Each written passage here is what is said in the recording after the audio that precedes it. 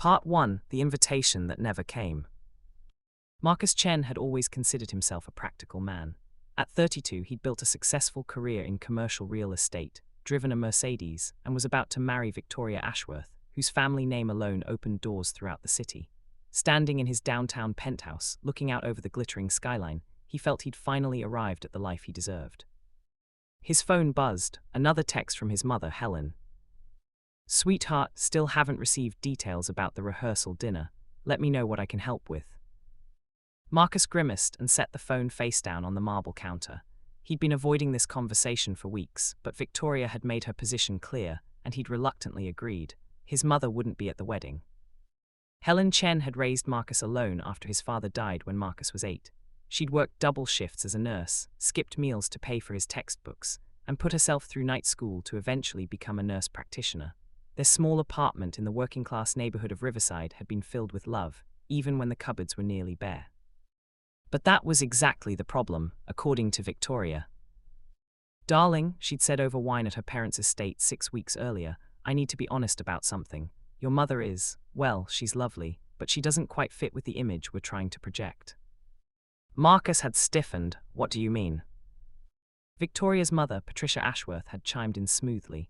"Marcus dear, this is a high-profile wedding. 300 guests, coverage in the society pages. Victoria's father has business associates attending from around the world. Your mother is a wonderful woman, I'm sure, but she's from a different background. The way she dresses, speaks, carries herself, it might create awkward situations."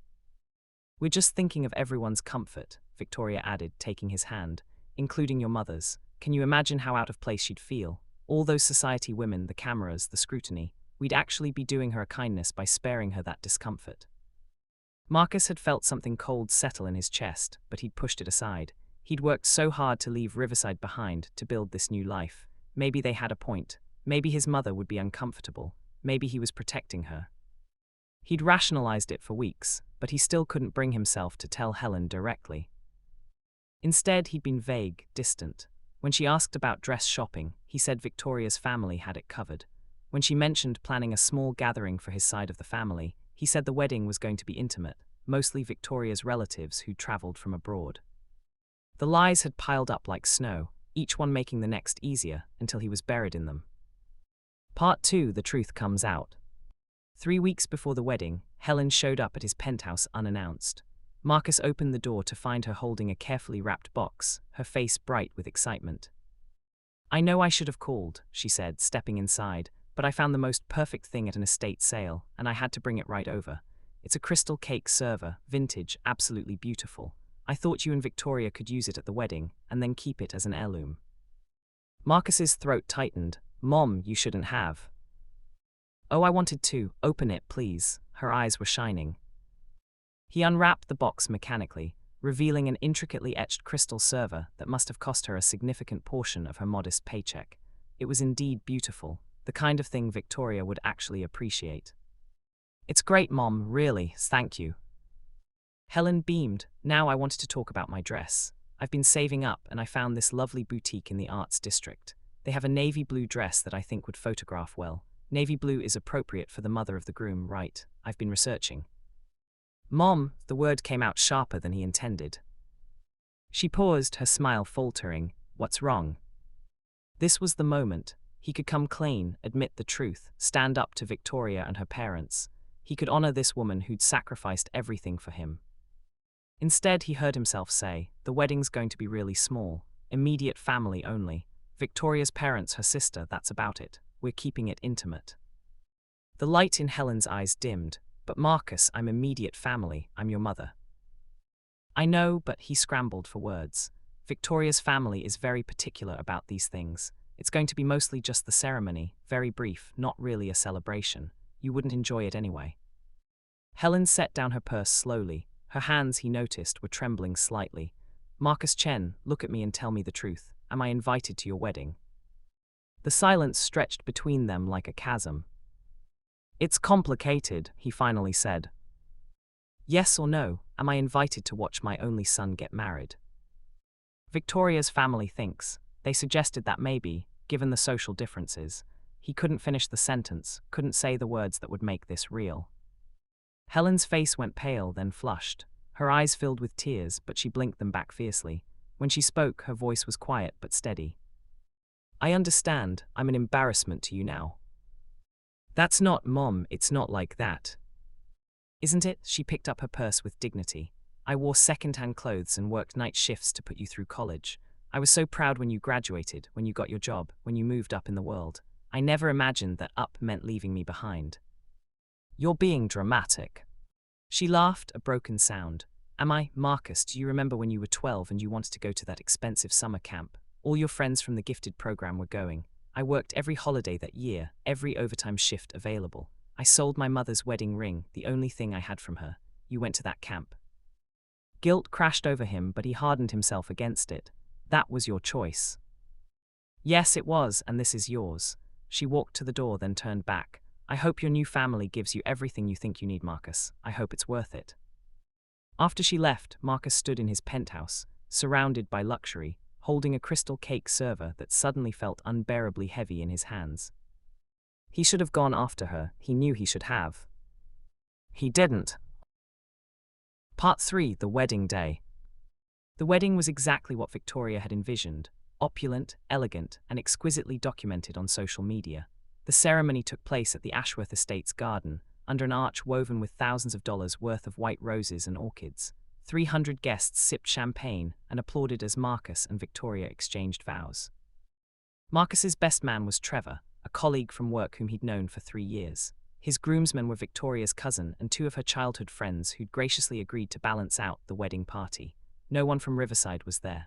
No one who'd known him before he became Marcus Chen, rising real estate executive.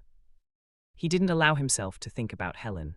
Not when he said his vows, not when they danced their first dance, not when Victoria's father gave a touching speech about gaining a son. But late that night, lying beside his sleeping bride in the honeymoon suite, he checked his phone. There was only one message from his mother, sent earlier that day: "Congratulations on your marriage. I wish you every happiness." Nothing else, no guilt trip, no recriminations, just that simple, dignified message. It somehow made him feel worse. Part 4: The First Year. Life as a married man suited Marcus professionally. The Ashworth name opened doors even his own success hadn't. Business deals came easier. Invitations to exclusive clubs arrived. He and Victoria bought a house in Brookhaven, the city's most prestigious neighborhood. He saw his mother exactly twice that first year. Once at Christmas, when guilt finally drove him to visit.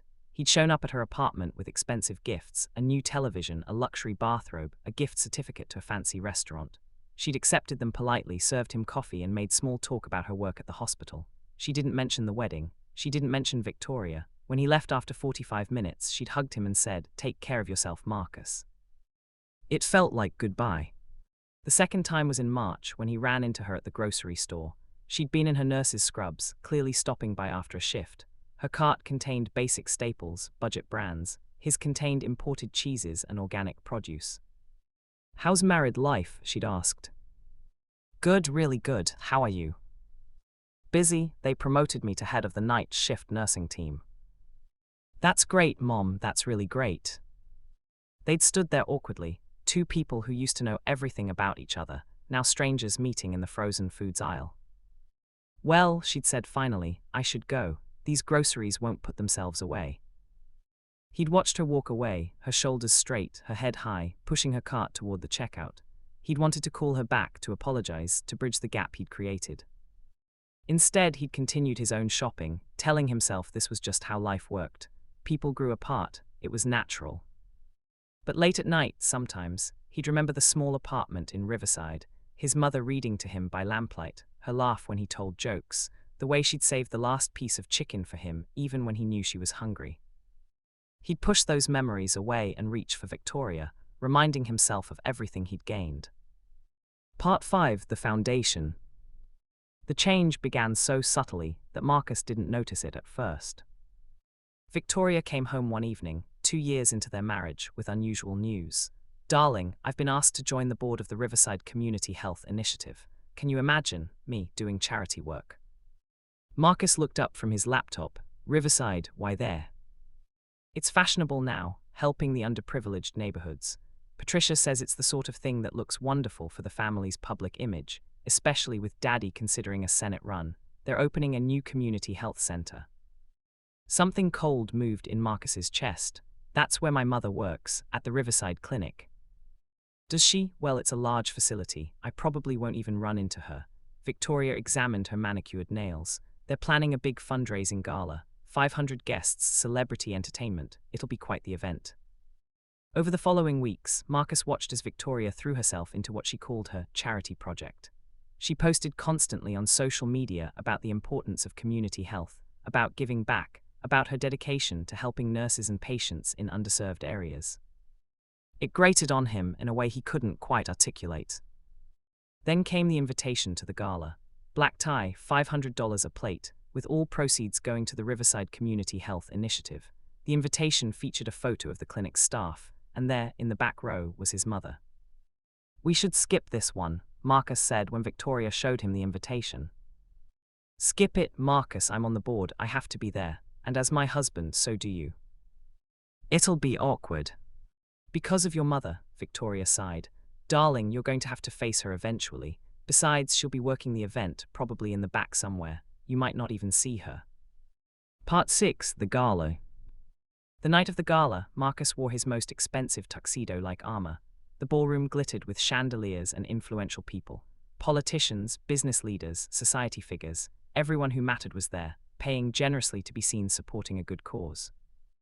Victoria was in her element, gliding from group to group, her charity work on full display. The nurses at this clinic do such incredible work, he heard her tell a cluster of society women. Such dedication to their patients, despite having so little resources. It's truly inspiring. Marcus felt sick. He was standing at the bar, trying to disappear into a whiskey, when he saw her. Helen was coordinating a group of nurses who were giving tour of a medical equipment display, a showcase of what the fundraising would help purchase. She wore her nurse's uniform and a name tag that read Helen Chen, RN, Night Shift Supervisor. She looked tired but professional, her hair pulled back, her smile warm as she explained to interested donors what each piece of equipment would mean for patient care. Their eyes met across the ballroom.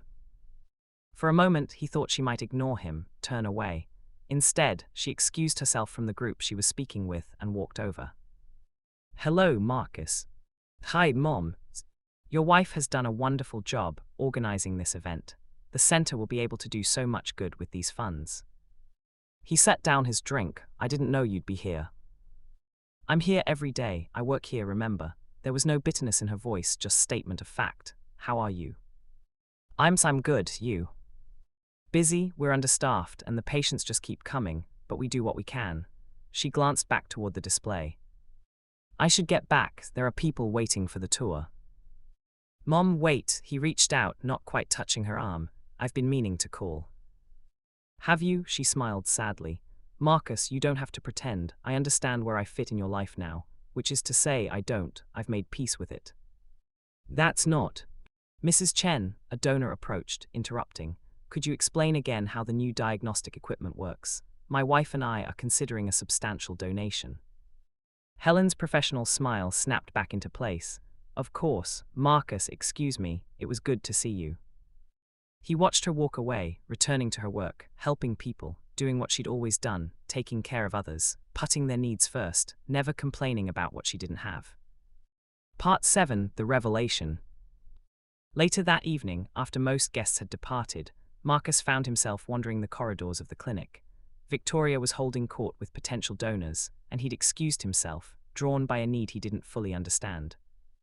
The clinic was modest but clean, decorated with children's artwork and community health posters. He passed examination rooms, a small pharmacy, a waiting area with worn but serviceable chairs. Then he found the wall. It was in a corridor near the administrative offices, covered with photos and newspaper clippings. "Wall of Gratitude," read the header, honoring those who go above and beyond. His mother's picture appeared in at least a dozen places. Helen Chen volunteers 20 extra hours weekly to manage the mobile health unit reaching homebound elderly patients. Nurse Chen organizes monthly health education workshops, teaching diabetes management and heart health to community members. Helen Chen started the clinic's scholarship program, which has helped 15 local students pursue nursing careers. Article after article, photo after photo, documenting years of service. His mother teaching expectant mothers about prenatal care. His mother holding a fundraiser for a patient's cancer treatment. His mother accepting a community service award from the mayor. There was even a photo from 5 years ago, his mother presenting an oversized check to the clinic. He did the math in his head. That would have been right after his graduate school graduation, when he turned down her offer of help with moving expenses, telling her he could handle it himself. She must have donated it instead. She's something special, isn't she? Marcus turned to find an older man in a white coat, Dr. Samuel Rodriguez, according to his name tag. I'm sorry. Helen Chen, I've been director of this clinic for 20 years. I've seen a lot of dedicated nurses, but Helen's in a class by herself. Dr. Rodriguez moved to stand beside Marcus, looking at the wall. You know what she does with overtime pay, donates it, every penny. She says she doesn't need much and the clinic can always use the funds. Marcus's throat felt tight. She started our scholarship program with her own money, the doctor continued. Said she remembered how hard it was to afford nursing school, wanted to make it easier for others. We've had 15 students complete their nursing degrees because of Helen's program, 15 more nurses helping this community. I didn't know, Marcus whispered. She doesn't talk about it much, humble to a fault, Dr. Rodriguez smiled. She's the heart of this place. During the outbreak last year when we were overwhelmed, she worked 70-hour weeks, never complained once. Some nights she'd sleep in the break room just to be available if we needed her. Marcus stared at a photo of his mother, surrounded by smiling patients and colleagues, holding a plaque for Employee of the Year. Are you a donor? Dr. Rodriguez asked. I'm her son. The doctor's eyebrows rose. Are you? She's mentioned you, of course, always so proud, said you're very successful in real estate. She talks about me. Often, shows pictures sometimes. Dr. Rodriguez studied Marcus's face. She keeps your graduate school photo in her locker. When people ask, she tells them about your accomplishments. She's never said a single negative word about you, if that's what you're wondering. Shame flooded through Marcus, hot and overwhelming. Part 8, Victoria's speech. Marcus was still standing at the wall of gratitude when he heard applause from the ballroom. He made his way back to find Victoria on the small stage, microphone in hand, addressing the remaining guests. So grateful for the opportunity to work with such dedicated healthcare professionals, she was saying. When I first toured this facility, I was struck by the commitment I saw. These nurses work with limited resources, yet they give everything to their patients. More applause. I want to particularly recognize one nurse who embodies everything this clinic stands for.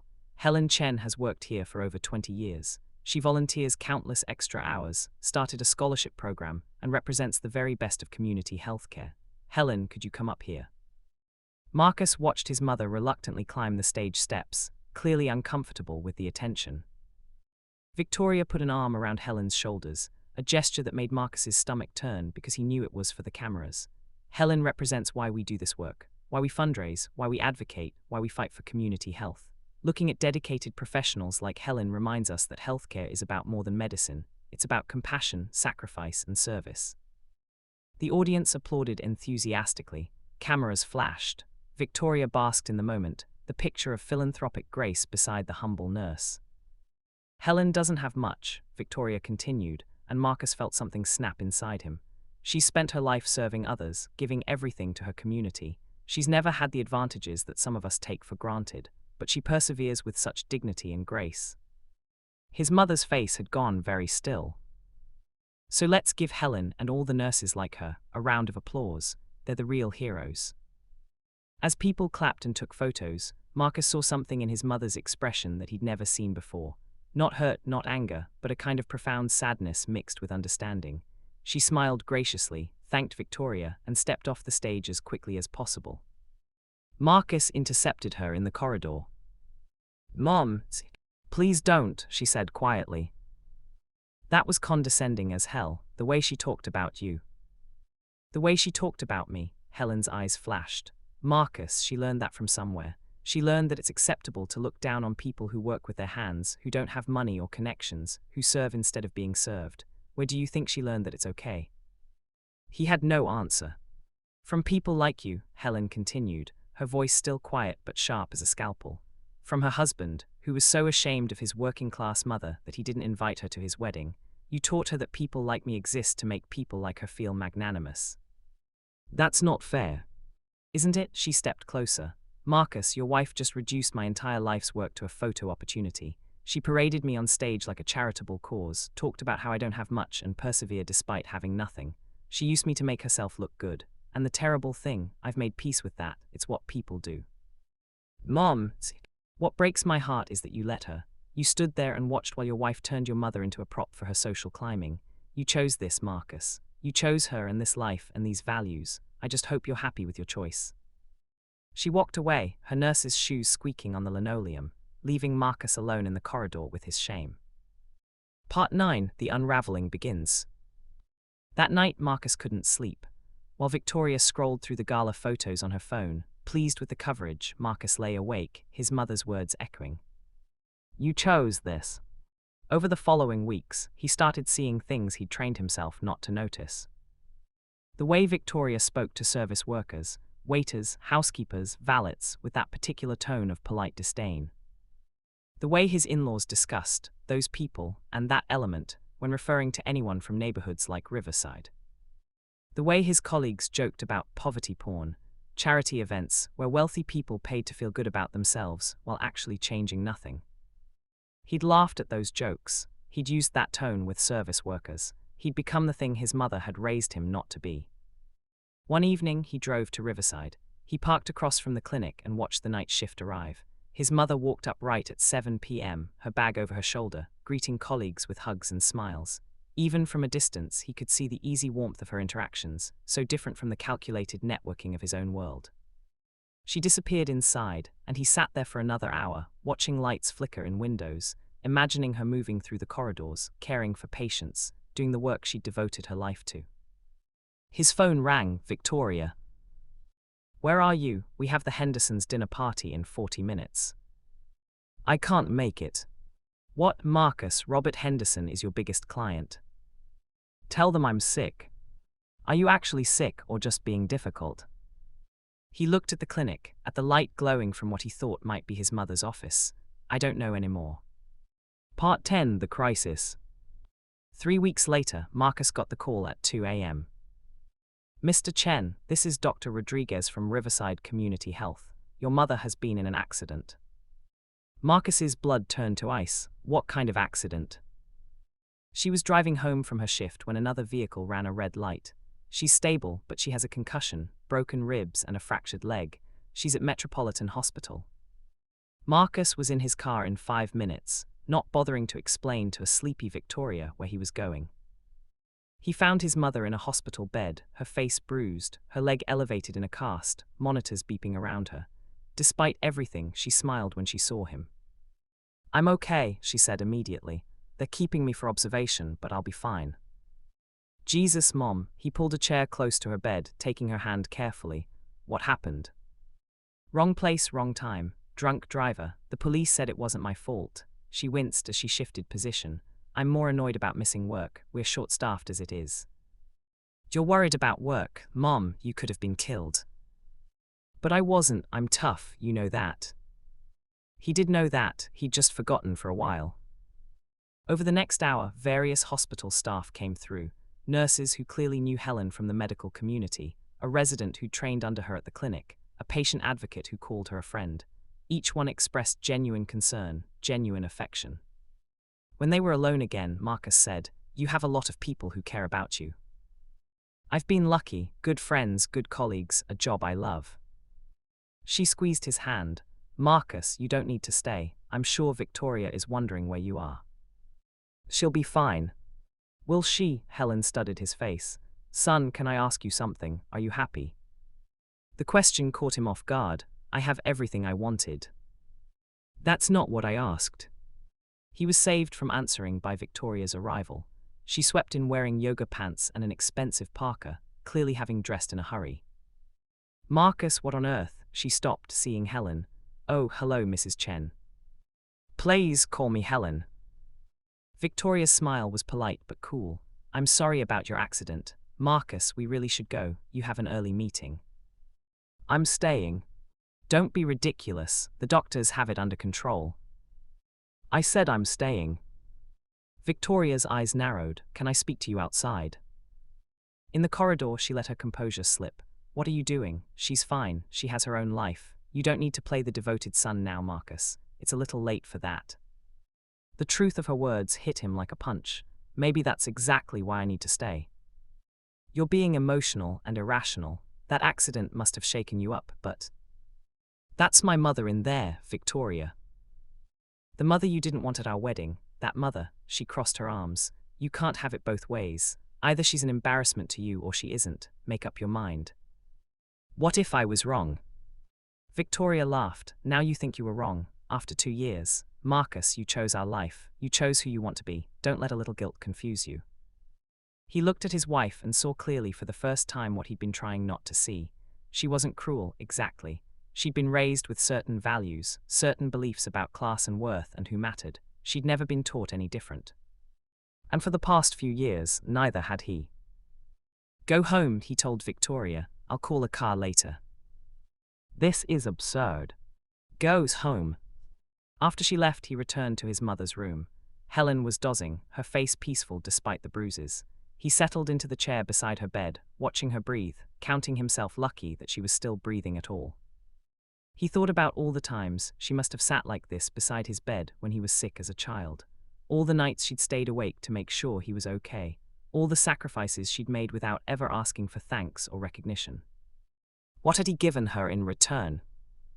Part 11, The Recovery. Marcus took a leave of absence from work to help with his mother's recovery. Victoria was furious, his boss confused, but Marcus found he didn't care as much as he thought he would. He moved into the spare room of Helen's apartment, the same small space where he'd grown up. Being back felt strange, like visiting a museum of his own past. His old bedroom was now a home office, but some things remained. The bookshelf he'd studied from, the window he'd looked out during thunderstorms, the kitchen table where they'd eaten dinner together every night. Helen protested his presence at first. I can manage. I know you can, let me help anyway. It was humbling, helping her with basic tasks, helping her to the bathroom, making meals, keeping the apartment clean. This woman who'd done everything for him, now allowing him to do this small thing for her. They fell into a rhythm. He'd make breakfast, they'd eat together, then he'd help her with physical therapy exercises. In the afternoons, while she rested, he'd handle her errands. In the evenings, they'd watch old movies or sometimes just sit in companionable silence. Victoria called daily, her patience wearing thinner. How long is this going to go on? As long as it needs to. Marcus, people are starting to ask questions. It looks odd, you abandoning your life to play nurse. Maybe they should ask why it looks odd for a son to care for his mother. The calls became less frequent. One evening, while washing dishes, Helen said, You don't have to keep doing this, you know. I want to. Do you, or do you just feel guilty? He turned off the water and faced her. Both, probably. Is that okay? She smiled. It's honest, at least. Mom, I'm sorry. For the wedding, for the distance, for all of it. I let myself become someone I don't think I like very much. Oh, sweetheart, she reached for his hand. I was never angry, just sad. I knew what the world would offer you, and I knew it would be tempting. I just hoped you'd remember who you were underneath the fancy clothes and expensive address. Did I forget? For a while, but you're here now. She squeezed his hand. The question is, what happens when I'm healed? Do you go back to being Marcus Chen, real estate executive who's too important for his working-class mother, or do you figure out who you actually want to be? It was a question he couldn't answer yet. Part 12, The Financial Discovery. A week later, while helping organize his mother's medical bills and insurance paperwork, Marcus stumbled across her bank statements. He wasn't snooping, she'd asked him to file them, but what he saw made him stop cold. His mother was essentially broke. Not just modest savings broke, but barely making ends meet broke. The statements told a story he'd been too self-absorbed to see: rent on the small apartment, utilities, groceries, car payment on an agging Honda, medical insurance premiums that ate up a huge chunk of her salary. And then the donations, regular transfers to the clinic's scholarship fund, contributions to patient assistance programs, small amounts but constant, reliable, adding up to thousands of dollars per year. She was giving away money she couldn't afford to give. There was more. Bank statements from 2 years ago showed a large withdrawal, $15,000, practically her entire savings, dated 2 weeks before his wedding. Marcus's hands shook as he flipped through more documents. He found a bank receipt in an envelope marked for Marcus, emergency only. Inside was a note in his mother's handwriting. My dear son, if you're reading this, something has happened to me. In the safe deposit box at First National, you'll find my will. You inherit everything, though I know it isn't much. The deed to my burial plot, paid for, don't worry about that expense, and your college fund. College fund? He'd gone to college on scholarships and student loans, which he'd paid off years ago. He kept reading. I started saving for your college the day you were born. When you won those scholarships, I was so proud and relieved. I'd been so worried the fund wouldn't be enough. You never knew, but I'd planned to use that money to help you buy your first house. When you married Victoria, I withdrew it, planning to give it to you as a wedding gift. But then you made it clear you didn't want me there, and I realized you didn't need anything from me anymore. I donated it to the clinic's scholarship fund instead. I figured if I couldn't help my son, I could help other mothers' sons and daughters. I hope that was the right choice. I hope you're happy, Marcus. That's all I ever wanted, for you to be happy. Marcus sat on the floor of his mother's tiny apartment, surrounded by paperwork, and wept. $15,000, his mother's entire life savings, the security she'd worked her whole life to build. She'd withdrawn it to give to him, and he'd shut her out of his wedding. So she'd given it to help others instead. Part 13, Confrontations. That night, Marcus drove to Brookhaven. Victoria was hosting a dinner party. He'd completely forgotten about it. He walked in to find 8 guests in their dining room, cocktails flowing, catered food being served. Victoria pulled him aside, furious. Where have you been? You look terrible. Go upstairs and change, we'll make some excuse. I need to talk to you. Now, Marcus, we have guests. Now. They stepped into his home office. Victoria closed the door, her expression icy. This is getting ridiculous. I've been patient, but you're embarrassing me. People are starting to think something's wrong with our marriage. Maybe there is. She blinked. Excuse me. My mother gave away her life savings, Victoria. $15,000 she'd saved since I was born. She was going to give it to me as a wedding gift, but I didn't invite her, so she donated it to help other people's children instead. That's very charitable of her, I suppose. You don't get it. She has nothing. She works night shifts and lives in a tiny apartment, and gives away money she can't afford to give because that's who she is. And I was ashamed of her. I let you and your family convince me she wasn't good enough. Victoria's face hardened. Don't blame this on me. I didn't force you to do anything. You made your own choices. You're right, I did, and they were the wrong choices. So what are you saying? You want to throw away everything we've built because you're having some crisis about your working class roots. How very bourgeois revolutionary of you, Marcus. Her mocking tone ignited something in him. My mother is worth 10 of everyone in that dining room combined. She has more integrity in her little finger than your entire family. How dare you? She worked herself to the bone to give me opportunities. She sacrificed everything. And what did I do? I rejected her because she didn't fit the image. Because people like you made me believe that success meant leaving people like her behind.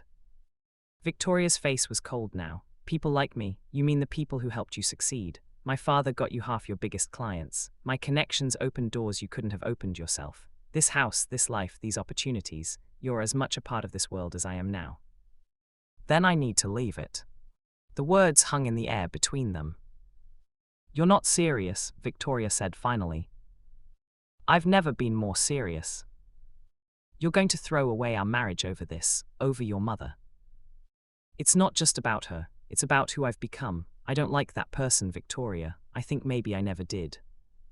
She studied him for a long moment, and he saw something shift in her expression, not quite sadness, but perhaps recognition.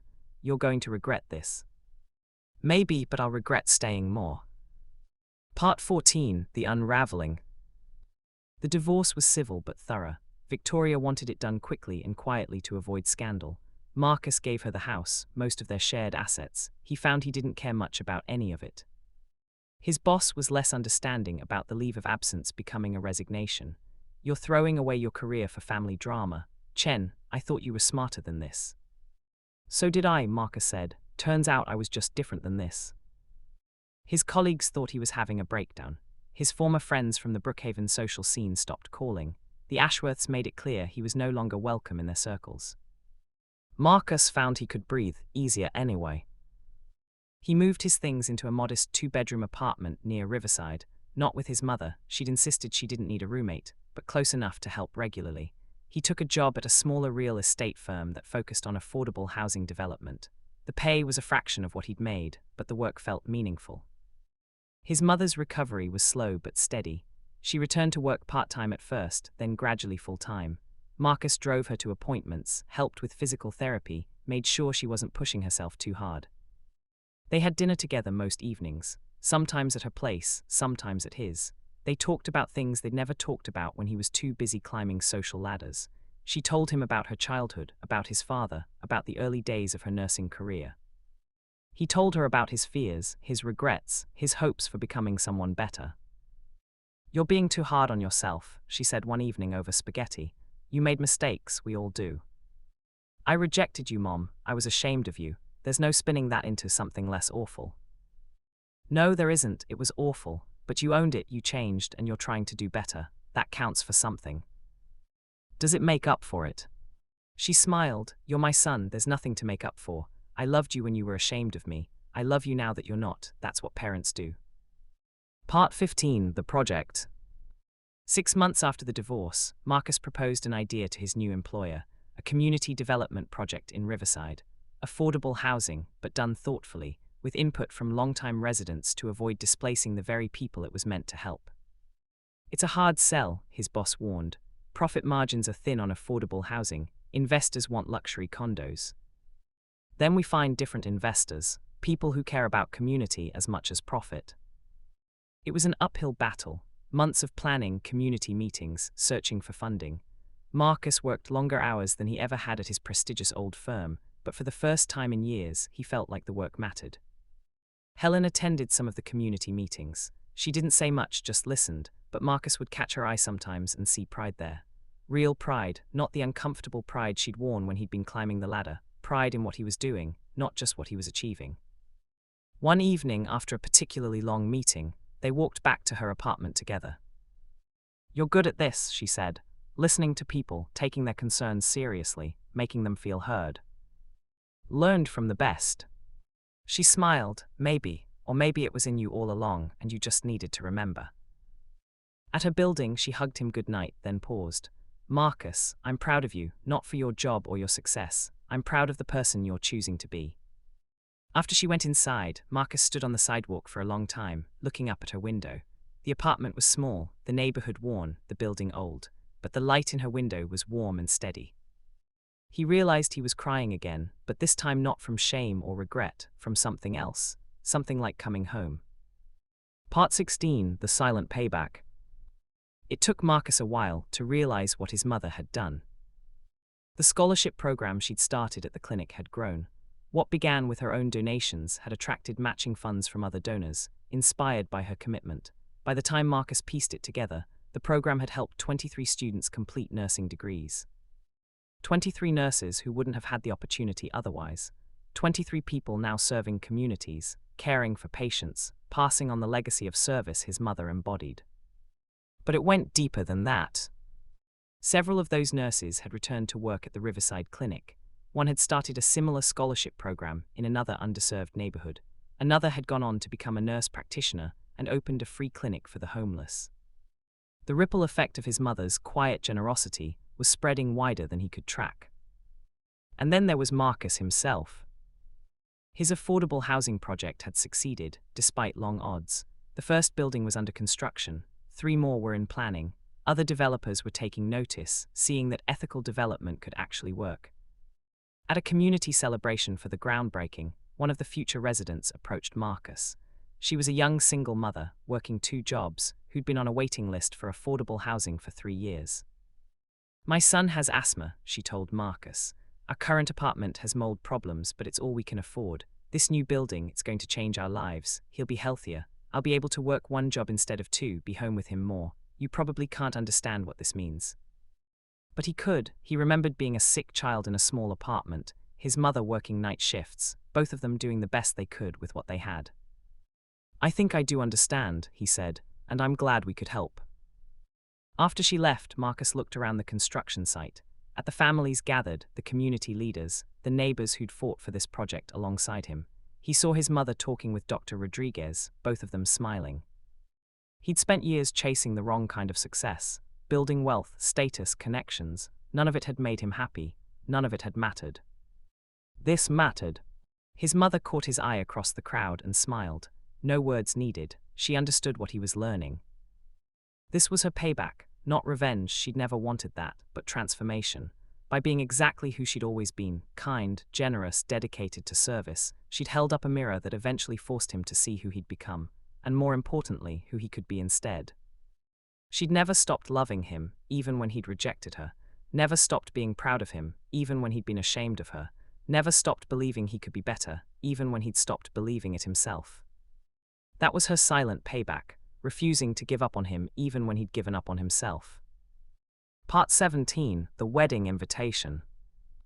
7 years after his divorce, Marcus received an envelope in his office mail. Cream-colored, expensive paper, formal calligraphy. His stomach tightened before he even opened it. Victoria Ashworth Morrison requests the pleasure of your company at her marriage too. So she was remarrying. He felt nothing but a distant sense of relief that she'd moved on. But what caught his attention was the handwritten note tucked inside. Marcus, I know this is unusual, but I wanted you to receive this personally. I'm also extending an invitation to your mother. I'd very much like her to attend. I hope you'll both consider coming. Victoria. Marcus stared at the note for a long time. That evening, he showed it to Helen over dinner. Well, she said, reading it carefully, that's unexpected. You don't have to go. I wouldn't blame you if you burned it. Helen smiled. I'm not in the business of burning bridges, son, but I am curious why she'd want me there. Probably some social media redemption thing, show how evolved she is. Maybe, or maybe people change. She handed the invitation back. What do you think we should do? Marcus noticed the we, his mother always linking their decisions, never leaving him to face things alone. I think we should go, he said slowly. I think we should see what this is about. Part 18, The Second Wedding. Victoria's wedding was at the same estate where she and Marcus had married, but everything else was different. Smaller guest list, simpler decorations, less ostentatious. Still elegant, but with a warmth the first wedding had lacked. Marcus and Helen arrived together.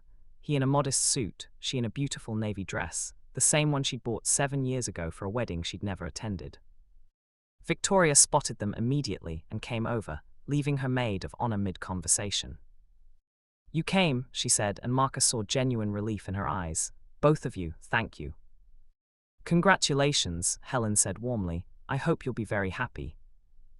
Victoria's eyes glistened. Mrs. Chen, Helen, could I speak with you privately for a moment, before the ceremony? Marcus started to protest, but his mother squeezed his arm. Of course, dear. He watched them walk toward the garden, his ex-wife and his mother, an unlikely pair. Part 19, The Conversation. In a quiet corner of the garden, Victoria turned to Helen. I owe you an apology, she said without preamble, for how I treated you, for how I encouraged Marcus to treat you, for everything. Helen studied her face. What brought this on? Therapy mostly, and time, and meeting someone who actually called me out on my behavior. She gestured toward the groom who was greeting guests near the house. James grew up in foster care, put himself through college working 3 jobs. When we started dating, I made some assumptions about what that meant. He didn't let me get away with it. He sounds like a good man. He is. He's teaching me to be a better person. Victoria looked down at her hands. When my mother made those comments about you being from a different background, I should have shut it down immediately. Instead, I agreed. Worse, I used it to make Marcus feel like excluding you was the right thing to do. Marcus made his own choices. Choices I encouraged, choices I validated. Victoria's voice cracked. I've thought about that night at the gala so many times, how I paraded you on stage like a prop, how condescending I was, how I used your life's work to make myself look charitable. Helen was quiet for a moment. You know what hurt the most? Not the condescension. I've dealt with that my whole career. What hurt was watching my son stand there and let it happen. Watching him learn from people like you, and I'm sorry to be blunt, that it was acceptable to look down on people who work with their hands and serve others. I know, and I'm so sorry, for my part in that, for all of it. Victoria wiped her eyes carefully, mindful of her makeup.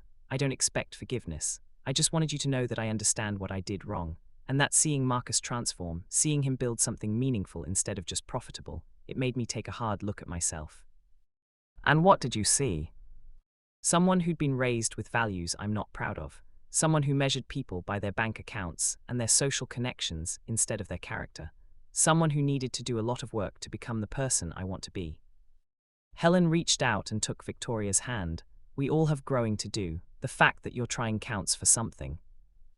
Does it make up for it? Helen smiled, remembering asking Marcus the same question years ago.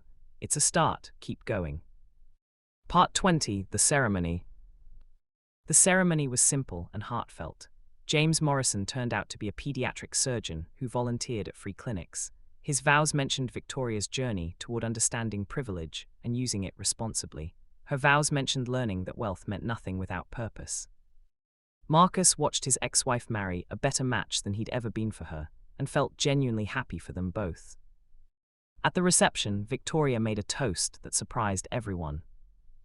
Many of you know my first marriage ended. What you might not know is that it ended because I had to learn some hard lessons about what really matters.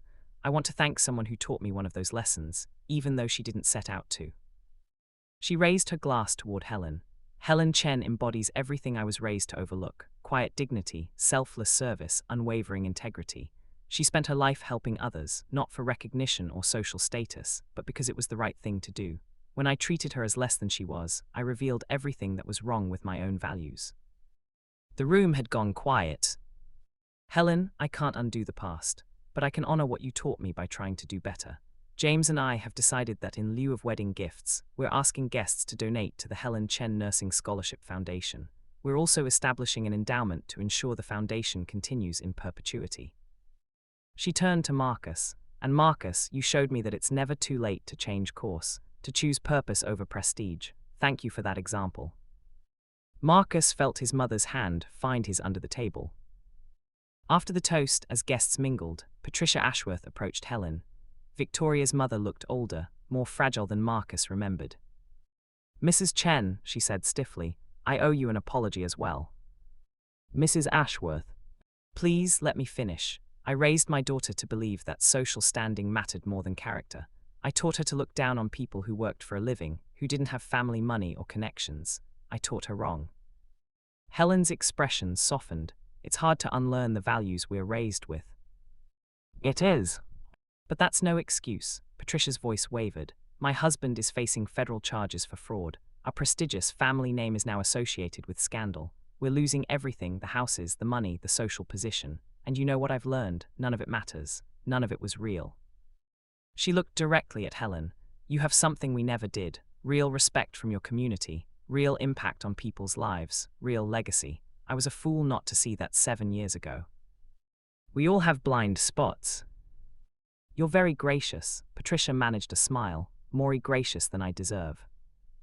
Part 21, The Revelation. Later in the evening, Marcus found himself alone with Victoria on the terrace. You've really changed, he said. So have you. The Marcus I married would never have walked away from money and status to develop affordable housing. The Victoria I married would never have apologized to my mother or endowed a scholarship in her name. They stood in comfortable silence for a moment. Can I tell you something? Victoria said. That night at the gala, when I put your mother on stage and gave that condescending speech, I saw your face in the crowd. You looked sick, and I knew in that moment that I'd lost you. Not because you were angry with me, but because you were angry with yourself for becoming the kind of person who'd let that happen. I was angry too, at you for changing at first, then at myself for not changing. She turned to face him. I stalked your LinkedIn profile, you know. Watched you build your company, saw the projects you were working on. Read articles about you in community development journals. You found your purpose. Eventually, after a lot of mistakes. We all make mistakes, Marcus. The question is what we do after. She smiled. I'm glad we both figured it out. Me too.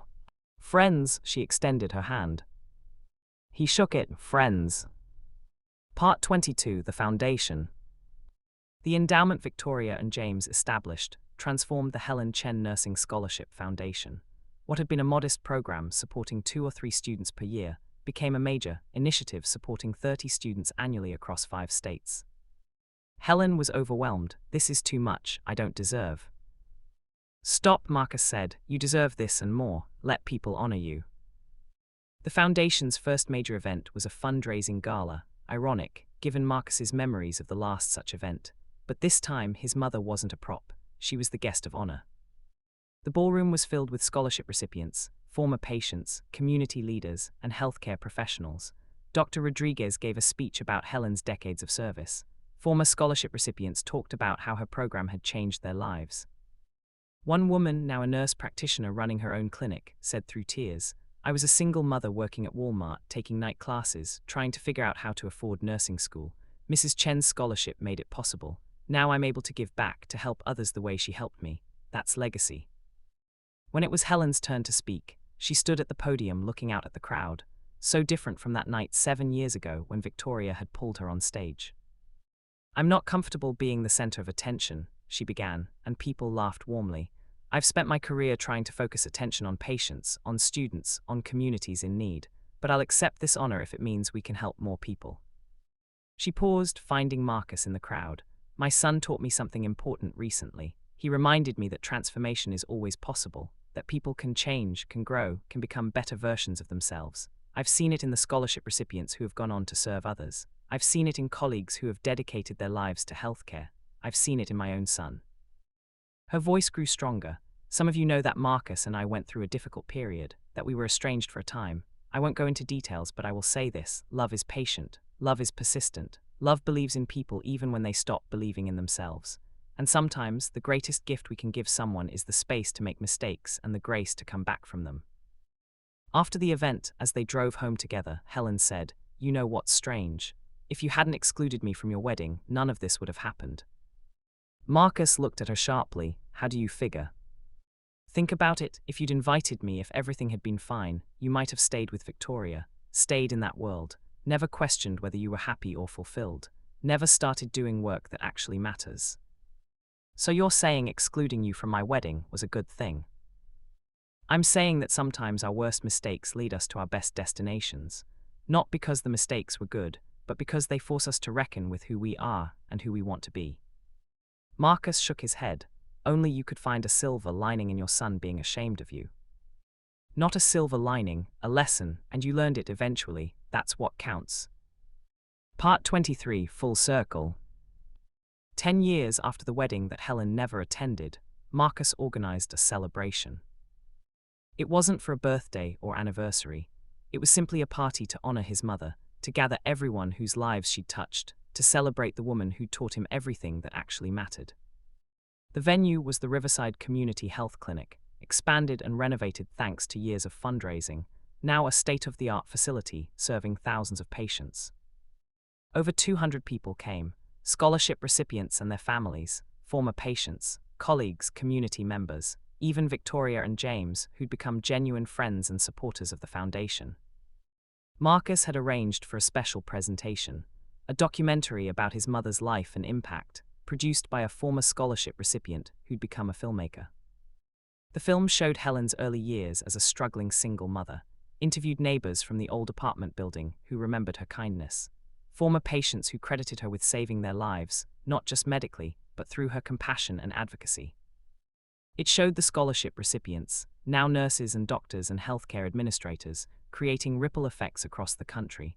Clinics opened, programs started, communities served, all traceable back to Helen's quiet generosity. And it showed Marcus's transformation, his affordable housing projects, the families whose lives had changed, the communities being built on principles of dignity and service rather than profit and prestige. "What my mother taught me," Marcus said in the film, "is that real wealth isn't measured in bank accounts or social status. It's measured in lives touched, in service given, in legacy built through helping others. She taught me by example, even when I was too blind to see it." When the film ended, there wasn't a dry eye in the room. Helen stood to speak, but her voice caught.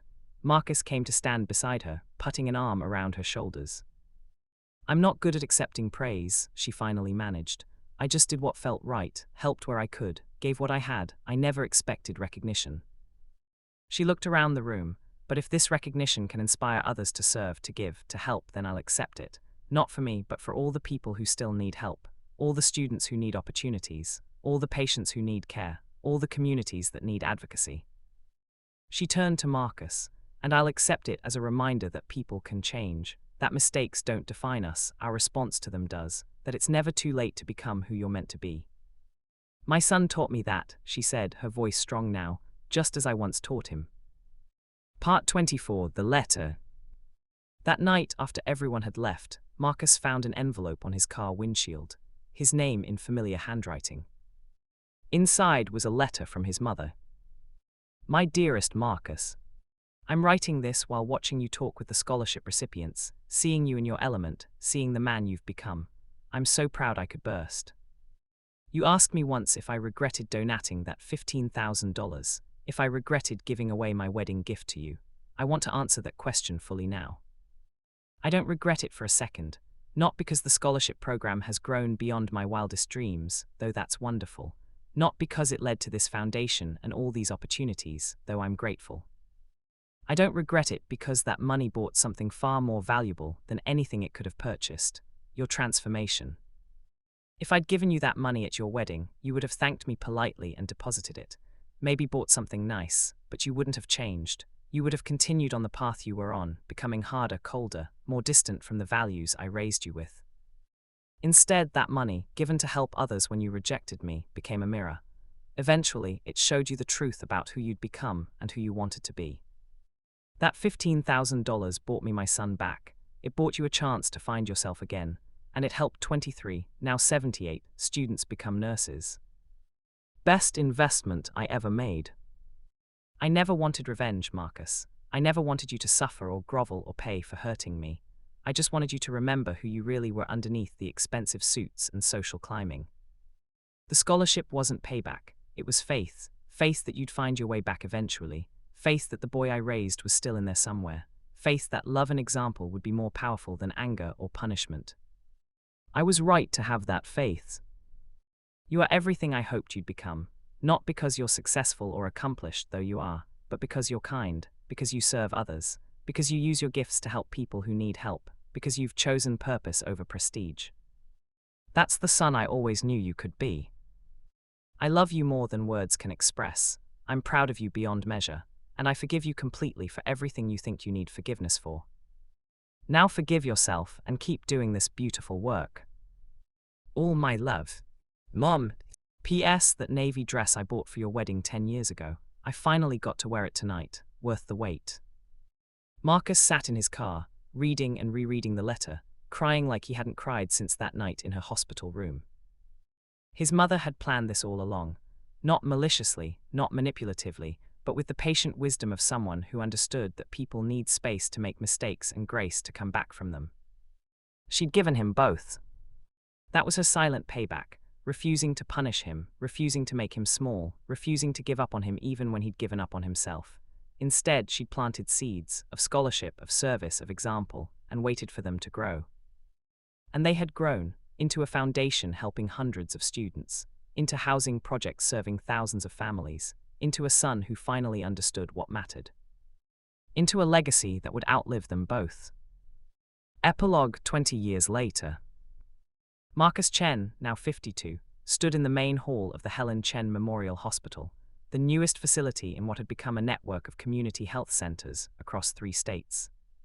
His mother had passed away 2 years earlier, at 74, surrounded by family and friends, having lived to see her scholarship program help over 300 students complete nursing degrees. The hospital was Marcus's tribute to her, built with funding from the foundation, designed with input from community members, staffed by many of her former scholarship recipients, state-of-the-art medical care for people who couldn't otherwise afford it. Victoria and James were there for the dedication, their own charitable foundation having partnered on the project. Patricia Ashworth, now in her 80s and widowed, had donated substantially, a final act of penance and genuine respect. Dr. Rodriguez, retired but still volunteering, gave the dedication speech. Helen Chen taught us that service is its own reward, that giving doesn't diminish us, it multiplies us, that the measure of a life isn't what we accumulate, but what we give away. He gestured to the crowd, hundreds of people whose lives Helen had touched directly or indirectly. This hospital will serve thousands of patients every year, but more than that, it will be a reminder of what one person's dedication can accomplish, of how quiet generosity can create waves that spread far beyond what we can see. After the ceremony, Marcus stood in front of his mother's memorial plaque, a simple bronze plate with her name, dates, and a quote she'd loved. Service to others is the rent we pay for our room here on Earth. A young woman approached, one of the newest scholarship recipients, about to start nursing school. Mr. Chen, I'm sorry to bother you, but I wanted to say thank you. The scholarship is making it possible for me to become a nurse. My mom's a single parent, works 2 jobs. Without this help, I'd never be able to afford school. Marcus smiled at her. What's your name? Angela Rodriguez. Dr. Rodriguez is my grandfather. Well, Angela, you don't need to thank me. Thank my mother. She's the one who started all this. I never got to meet her, but Grandpa tells me stories. She sounds amazing. She was, and you know what? She was exactly like you. A single mother's daughter, working hard, trying to make a better life. She became a nurse, raised a son, and changed more lives than anyone could count. That's going to be you someday. I hope so. After Angela left, Marcus stood there thinking about circles. How life circles back, how lessons repeat, how we pay forward what was given to us. His phone buzzed, a text from his daughter, his and his second wife Maria's daughter, named Helen, now studying public health at university. Dad just finished reading Grandma's journals. Crying, she was incredible, can we talk later? He texted back, of course, she would be so proud of you. And she would be. Helen the younger was exactly like Helen the elder, dedicated to service, focused on helping others, measuring success not in dollars but in lives touched. The legacy continued. Marcus looked up at the hospital, this building named for his mother, this monument to her values, this concrete expression of everything she'd stood for. She'd never wanted monuments, she'd wanted impact. She got both. The silent payback wasn't revenge, it was redemption. It wasn't punishment, it was patience. It wasn't making someone pay, it was showing them a better way to be. Helen Chen never forced her son to change. She simply continued being who she'd always been, kind, generous, dedicated to service, and in doing so, held up a mirror that eventually showed him who he wanted to be. That was the most powerful payback of all, loving someone enough to let them make mistakes, and believing in them enough to know they'd find their way back. Marcus had found his way back. And in doing so, he'd found himself.